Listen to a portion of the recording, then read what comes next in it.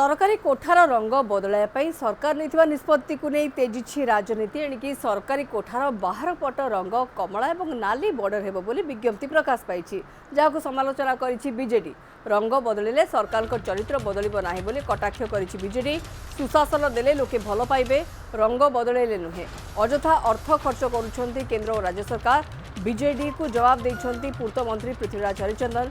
कोठागुड़िकर सबुज रंग करिवार कारण कौन थिला तार उत्तर प्रथमे नवीन पट्टनायक और तांको टीम दियंतु बोली पृथ्वीराज कहते। पूर्वर जो रंग थिला सेही रंग ही दिया जाइथांता, ताकू काहेकि परिवर्तन करथिले तार प्रथमे उत्तर दियंतु। चेहरा बदलिले चरित्र बदले नहीं, रंग बदलू आपत्ति नहीं, किंतु सरकार चरित्र बदलिया कथा। लोके चाहती सुशासन। कला वस्त्र पिंधिक जदि आप सुशासन देले आपण को लोके भल पाइबे, सम्मान देबे, समर्थन देबे।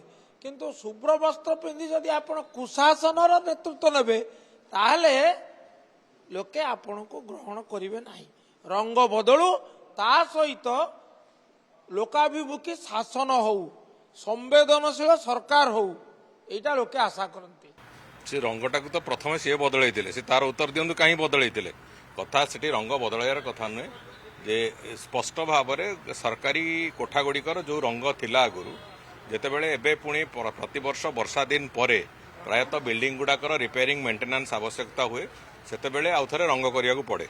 तेणुक जो रंग पूर्वर थिला सरकारी कोठागुड़िकर पाखापाखि से ही रंग ही एवं आउ थे करने को निष्पत्ति होती।